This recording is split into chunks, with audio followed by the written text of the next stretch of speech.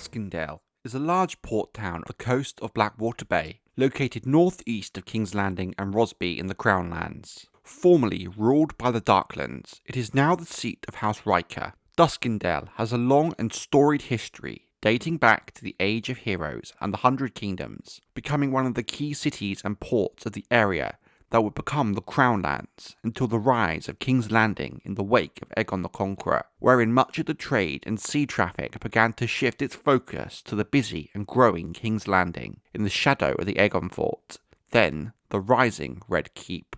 Given the age of the streets and buildings of Duskendale, they can date back to various periods of Westerosi history, and as a result, appear more uncoordinated and cramped than the newly purposely designed King's Landing. Duskendale spreads out around its harbour and has cobbled streets. The gatehouse opens to a large and busy market square, the castle of House Rhaenyra, formerly of House Targaryen, that overlooks the port, is known as the Dun Fort, a squat square stone castle with big drum towers. Duskendale is surrounded by strong walls that have only grown taller over time. The largest inn in Duskendale is the Seven Swords, and would rival any in King's Landing for size and popularity. Across from the Seven Swords, there lives a skilled painter, the sister of the captain of the gatehouse. South of the town is a rocky headland that shelters the harbour from the storms of the narrow sea, and north of it, rising chalk cliffs. While King's Landing does not possess many of the features that would traditionally be beneficial to a port, it only highlights the importance of the city further that merchants would rather sell further down the coast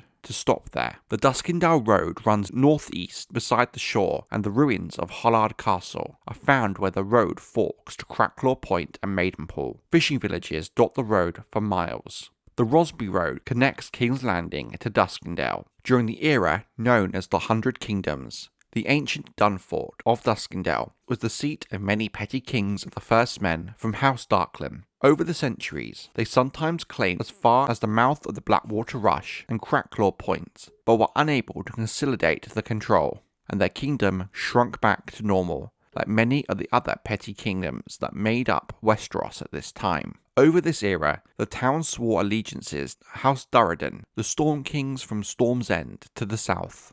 For instance, Monfred I Targaryen seized Duskendale and Maidenpool after defeating the petty kings of Darkland and Mooten. During the coming of the Andals, the Darkland king at Duskendale forced Torragon Bar-Emmon to abandon the northern Blackwater for Massey's Hook. Benedict II Justman, king of the Trident, added Duskendale to his Andal realm, but House Justman was eventually extinguished by the Ironborn. The Storm King, Arlen III Durrandon, conquered the entirety of the Riverlands, but like so many kingdoms during the Hundred Kingdoms, it fell soon after. A few generations before the Wars of Conquest, Halaric Hor, king of the Isles and Rivers, extended the domain of House Hor east to Duskendale and Rosby.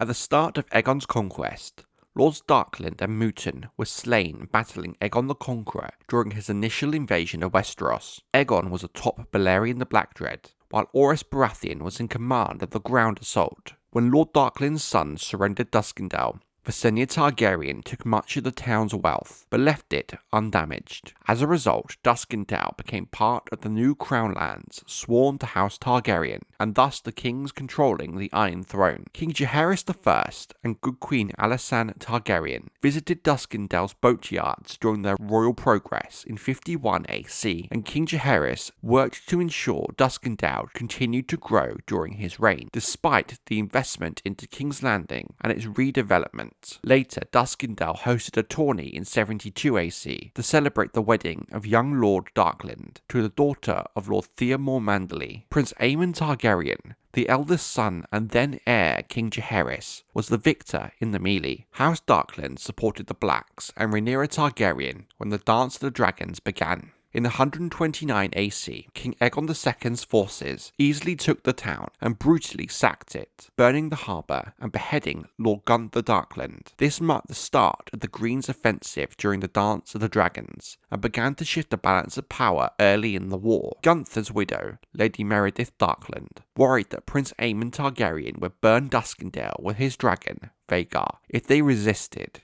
even after bending the knee. After the storming of the Dragon Pit in King's Landing late into the war, Gunther's widow, Lady Meredith Darkland, was convinced by Sir Harold Drake to briefly let Queen Rhaenyra Targaryen stay within Duskendale after her escape from the rioting in King's Landing. Rhaenyra sold her crown to buy transport from Duskendale to Dragonstone. After Aegon II regained the Iron Throne, Lord Boros Baratheon marched on Rosby, Stokeworth and Duskendale, forcing their lords to pay heavy ransoms in King's Landing. Levies from Duskendale joined Boros's host, but the Darkland Knights went over to the lads during the Battle of the King's Road and helped swing the battle in the Blacks' favour. Later, during the Regency period of King Aegon III, Duskendale's trade was hampered greatly by the Daughters' War in the Narrow Sea, like many of the other ports up and down the Narrow Sea in both Westeros and Essos, only compounded further when the town suffered from the winter fever in 133 AC. House Darkland and Duskendale will remain relatively stable during the rest of the Targaryen era of Westeros, that is until Defiance of Duskendale in 277 AC. King Aerys II Targaryen was held captive within Duskendale by Lord Dennis Darkland, who hoped to win a charter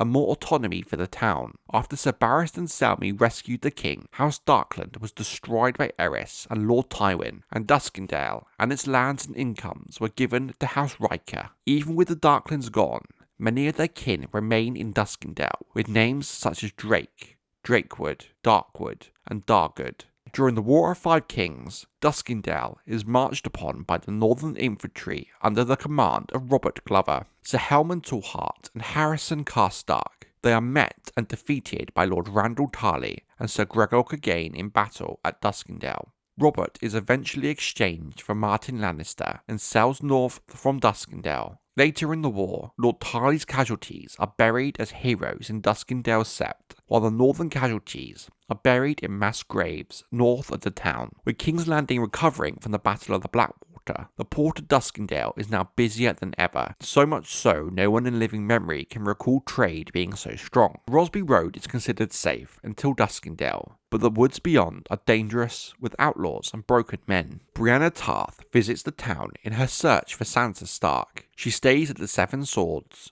visits the Dunfort, and has her shield repainted from the arms of House Lothston to those she had once seen at Tarth. Brienne encounters a boy in the streets and a pious dwarf in the Seven Swords. North of the town, she sees the remnants of a recent battle. Brienne takes the Duskendale Road north to Maidenpool.